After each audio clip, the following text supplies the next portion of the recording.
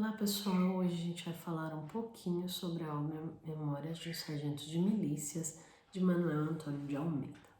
Bom, inicialmente a obra ela foi publicada, como a maioria das obras do romantismo brasileiro, em folhetim, né? Ou seja, ela é dividida em capítulos curtos que eram publicados em jornais, né? Então, ela foi publicada em 1852 e 1853 nesse formato. Em 54, ela é publicada em forma de livro e o autor, no primeiro e segundo lançamentos, né, ou seja, o primeiro e segundo volumes, ele não assume a autoria, então ela tem como autor um brasileiro, tá? Apenas na terceira tiragem, já após a morte de Manuel Antônio de Almeida, é que é atribuída a autoria ao verdadeiro autor aí, né? O autor, por curiosidade, ele morre aos 30 anos aí no naufrágio do navio Hermes, no Rio de Janeiro, tá bom? Então, ele morreu bem cedo aí. O romance, ele se passa na época em que o Dom João VI e a família real, eles vieram para o Brasil fugindo aí, né, de Napoleão Bonaparte. E a história ela acontece entre 1808 e 1821, esse é o contexto histórico. Então a obra ela se inicia nos tempos do rei, se não me engano, né? Quer dizer, na época em que o rei estava na cidade do Rio de Janeiro. E a gente tem algumas passagens aí que revelam realmente essa vinda, essa estadia da família real no nosso país. A obra, periodicamente, ela faz parte da primeira geração do romantismo, né, que é a geração nacionalista. Só que ela tem algumas controvérsias em relação às características dessa primeira fase do romantismo. Porque a gente pensa o seguinte, na primeira fase do romantismo, o nacionalismo, a gente tinha um herói perfeito, a questão do índio sendo trazido, o amor como ápice de tudo e que eu faria tudo por esse amor, aquele amor super romântico, né, que a gente entra até um pouco da questão do ultrarromantismo, realmente. E muitas vezes a burguesia, né? No romance urbano, a gente tem a questão da burguesia sendo trazida, essa questão da ascensão social, algumas vezes a ironia, né? A sátira sendo trazidas aí, por exemplo, em Senhora. Então, é muito forte essas questões no romantismo no nosso país. A obra de Manuel Antônio de Almeida, ela é uma obra um tanto quanto diferente, porque ela traz o humor popular. A gente tem, por exemplo, o início do namoro, do flerte, né, entre a Maria Hortaliça e o Leonardo Pataca, que se dá através de beliscões, né? 7 meses depois, o Leonardinho nasce, né, depois que eles começam esse relacionamento. E a descrição que ele faz do Leonardinho é uma descrição um tanto quanto diferente, né? Que eu vou ler um pouquinho para vocês sobre esse nascimento, né? Como o autor ele narra. Então ele coloca aqui, ó. 7 meses depois teve a Maria um filho, formidável menino de quase 3 palmos de comprido, gordo e vermelho, cabeludo, esperneador e chorão, o qual, logo depois que nasceu, mamou 2 horas seguidas sem largar o peito. E este nascimento é certamente de tudo o que temos dito, o que mais nos interessa, porque o menino de quem falamos é o herói dessa história. Pessoal, é o herói dessa história. E aí a gente para e pensa. Eu falei, os heróis são perfeitos nessa época do nacionalismo, né? Eles são símbolo do homem brasileiro, da perfeição desse homem brasileiro. O Leonardinho, que é o herói aí narrado, né, em Memórias de Sargento de Milícias, ele não tem nada a ver com esse herói, né, brasileiro que é narrado aí no romantismo. Ele é travesso, ele é arteiro, ele apronta poucas e boas, com praticamente todo mundo. Ele não segue a linearidade dos heróis do romantismo, né?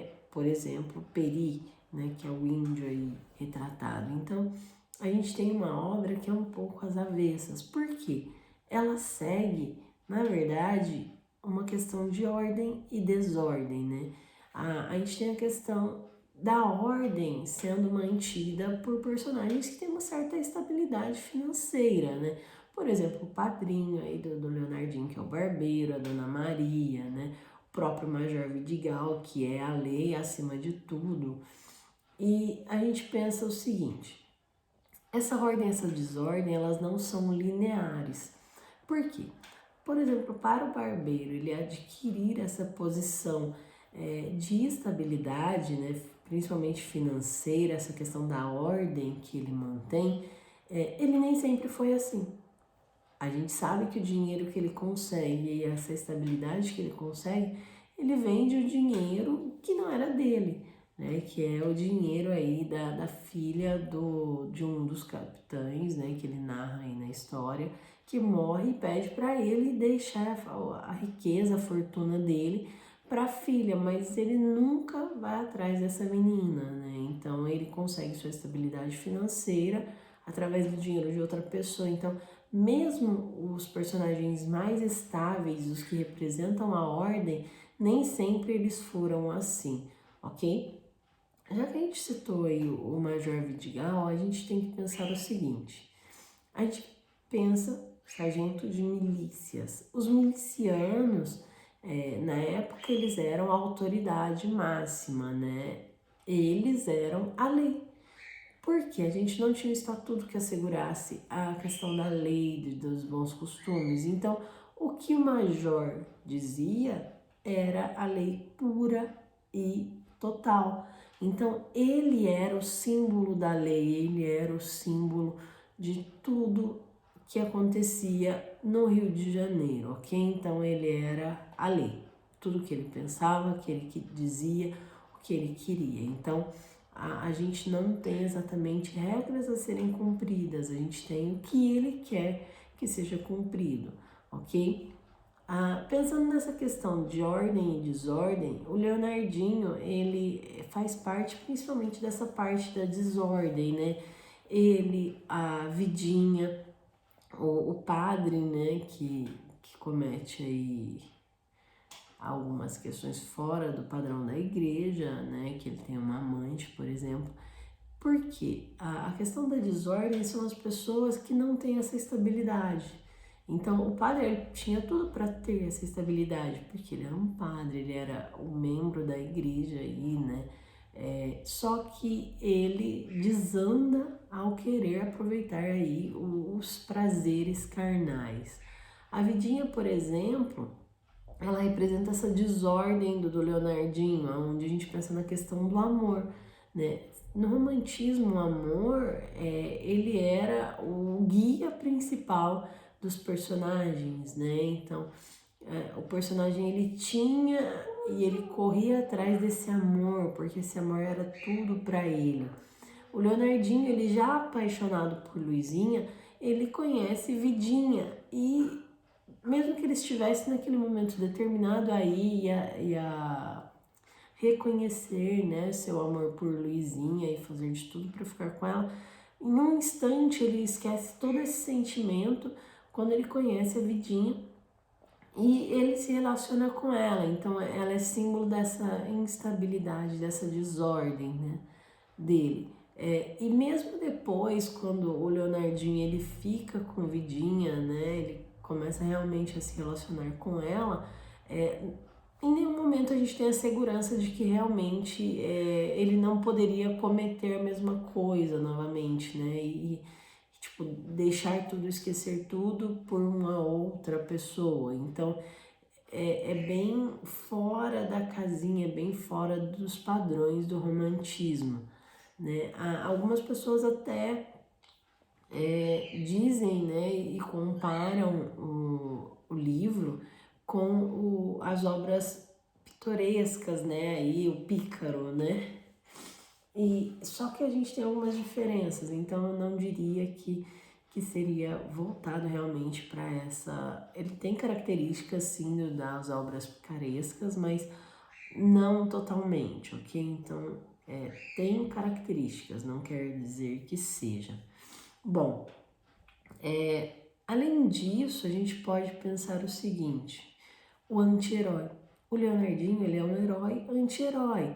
Por quê? Ele rouba vinho da igreja, por exemplo, ele apronta todas, ele em alguns momentos, ele é malandro, né, um malandrão, ele sempre apronta e consegue se livrar aí das suas travessuras, das suas artes, mesmo depois de adulto, né. O Major Vidigal, que é a lei, a autoridade total, que teria que ser totalmente correto e seguir a ordem totalmente, ele tem seus deslizes, né? Por exemplo, ele libera o Leonardinho e faz com que ele suba de cargo em troca aí de favores, né? Em relação à questão amorosa, que a madrinha aí ela propõe a ele em troca de favores amorosos da Maria Regalada. Então a obra ela não segue essa questão, esse personagem faz parte da ordem, esse da desordem, não.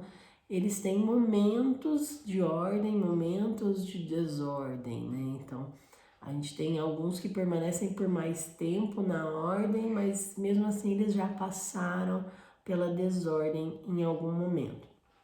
E como a gente pensa nessa questão do anti-herói, a gente pensa que essa obra ela dá início a essa visão, né, de que o herói ele não precisa ser perfeito. E é uma obra que dá, por exemplo, a brecha para o Mário de Andrade construir depois Macunaíma, né, em cima dessa questão do herói nacional mais anti-herói. Então é muito interessante como essa obra ela é influente aí, ela é importante nessa questão. Apesar do nome da obra ser Memórias de um Sargento de Milícias, ela não é narrada em primeira pessoa.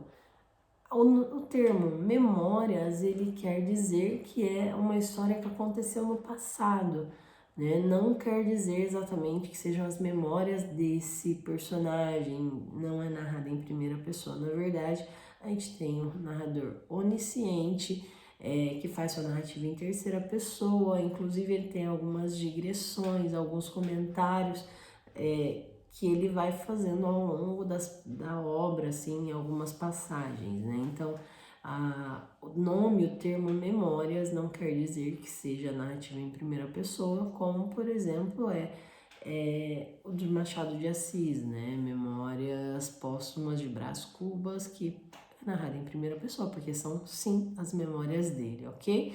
Então, isso é um pouquinho do que a gente precisa entender sobre a obra Memórias de um Sargento de Milícias, e é o que faz dela um novo gênero, né? Uma obra que não se encaixa totalmente em nenhum dos momentos aí do romantismo, mesmo que historicamente ele faça parte, e a gente consegue ver que até que ponto a obra Memórias de um Sargento de Milícias ela faz parte realmente do romantismo, ou em que ponto ela também faz parte do realismo, né? Porque se a gente compara como ele narra a infância do Leonardinho em Memórias de um Sargento de Milícias, e se a gente for pegar trechos de Madame Bovary, o início, quando narra-se aí a história de vida infantil de Charles Bovary, a gente tem uma comparação que pode ser feita entre os dois,